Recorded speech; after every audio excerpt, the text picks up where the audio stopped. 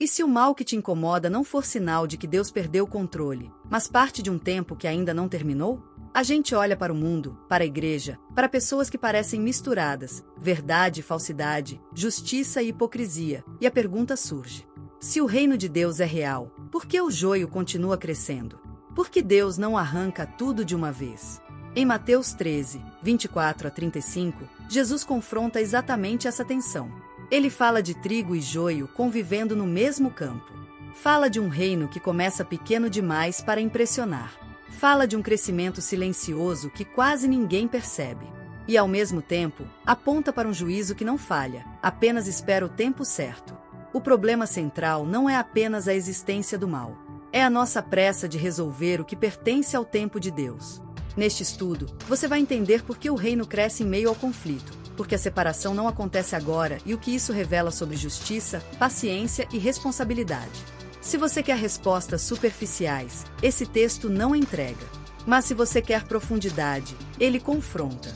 Vamos para o texto. Leitura do texto bíblico de Mateus 13, 24 a 35. Jesus contou outra parábola.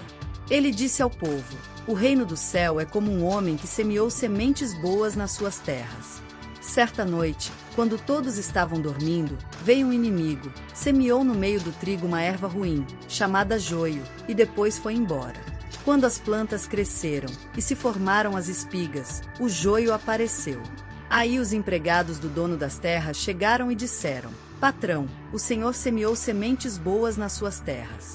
De onde será que veio este joio? Foi algum inimigo que fez isso, respondeu ele. E eles perguntaram: o senhor quer que a gente arranque o joio? Não, respondeu ele, porque, quando vocês forem tirar o joio, poderão arrancar também o trigo. Deixem o trigo e o joio crescerem juntos até o tempo da colheita. Então eu direi aos trabalhadores que vão fazer a colheita: arranquem primeiro o joio e amarrem em feixes para ser queimado. Depois colham o trigo e ponham no meu depósito. Jesus contou outra parábola. Ele disse ao povo: o reino do céu é como uma semente de mostarda, que um homem pega e semeia na sua terra.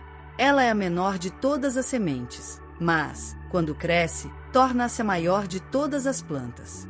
Ela até chega a ser uma árvore, de modo que os passarinhos vêm e fazem ninhos nos seus ramos. Jesus contou mais esta parábola para o povo.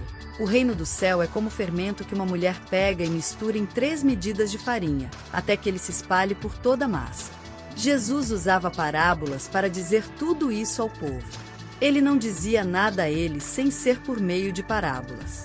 Isso aconteceu para se cumprir o que o profeta tinha dito: usarei parábolas quando falar com esse povo e explicarei coisas desconhecidas desde a criação do mundo. Mateus 13 é conhecido como o discurso das parábolas. No capítulo anterior, a oposição contra Jesus se intensifica. Líderes religiosos o acusam, questionam sua autoridade e rejeitam seus sinais. O conflito já está instalado. É nesse cenário que Jesus começa a explicar como o reino de Deus realmente funciona. Muitos esperavam um reino imediato, político, visível e dominante. Mas Jesus revela algo diferente. O reino já começou, mas ainda não chegou à sua forma final. Ele cresce agora. O juízo vem depois. As parábolas revelam essa tensão. Elas mostram que o reino está presente, mas convive com resistência, incredulidade e oposição espiritual. A expressão "o reino do céu" é como aparece repetidamente, indicando diferentes ângulos da mesma realidade. Há 3 movimentos claros. Primeiro, conflito, trigo e joio. Segundo, crescimento, mostarda. Terceiro, transformação interna, fermento. O inimigo aparece como agente ativo. Há ênfase no tempo certo da colheita. O juízo é inevitável, mas não imediato. Jesus ensina por parábolas como cumprimento profético, mostrando que o plano de Deus já estava revelado nas Escrituras. O problema não está na semente, mas na oposição. O dono semeia boa semente.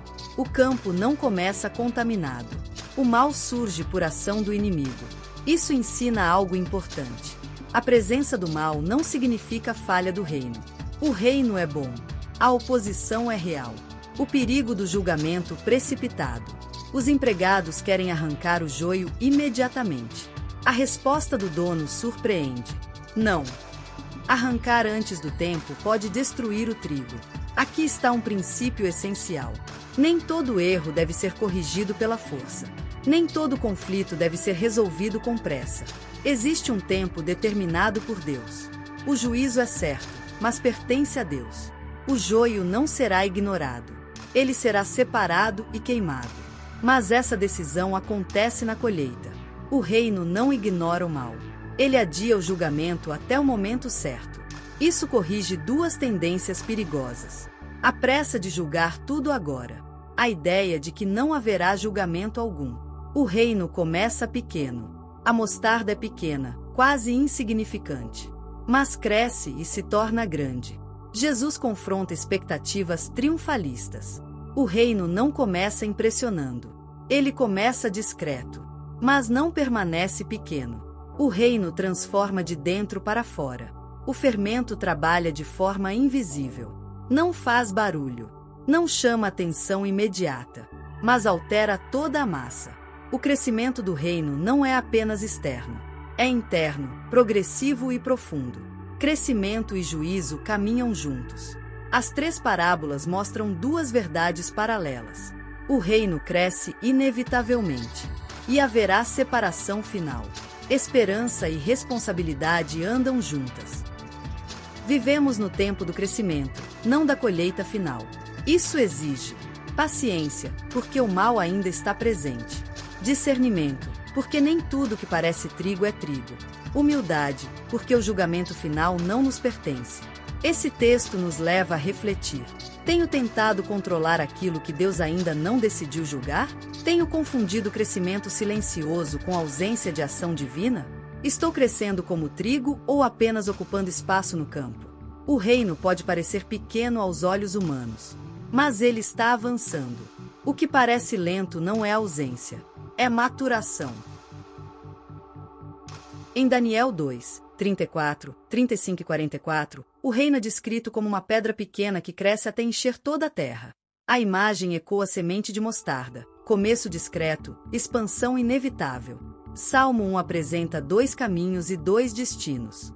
Assim como o trigo e o joio, a distinção final é feita por Deus. A Bíblia mantém essa coerência. Deus inicia, Deus sustenta, Deus julga. O ser humano responde, mas não controla o desfecho. Mateus 13, 24 a 35 nos ensina que o reino de Deus cresce em meio ao conflito. O mal não frustra o plano de Deus. A oposição não impede a expansão. A demora não significa ausência de justiça. Há crescimento agora. Haverá separação depois. O reino já está em movimento. A colheita virá no tempo certo. No próximo estudo, Jesus explicará detalhadamente a parábola do joio. Ele revelará quem é o inimigo, quem é o trigo, o que representa a colheita e qual será o destino final de cada grupo. Ali veremos com clareza a dimensão do juízo que aqui foi apresentada em forma de parábola. Um trecho de cada vez. Sem pressa. Vamos orar juntos? Pai, obrigada por ser um Deus justo. O Senhor é o dono da lavoura e o Senhor da colheita. Nada foge ao teu controle, nem o trigo, nem o joio, nem o tempo certo de cada coisa. Nós confessamos que muitas vezes queremos antecipar o teu juízo. Queremos arrancar o que nos incomoda, resolver o mal com nossas próprias mãos. E perdemos a paciência diante das tensões deste mundo. Também reconhecemos que, às vezes, duvidamos do crescimento do teu reino. Quando ele parece pequeno como a semente de mostarda, ou invisível como o fermento na massa. Forma em nós um coração paciente e fiel. Nos ensina a confiar no teu tempo e na tua justiça. Nos livra da ansiedade de controlar tudo. E nos fortalece para permanecer firmes enquanto o trigo e o joio crescem juntos. Que possamos viver com esperança no dia da colheita, produzindo frutos dignos do teu reino. Queremos viver hoje à luz do teu reino que cresce e do teu juízo que virá.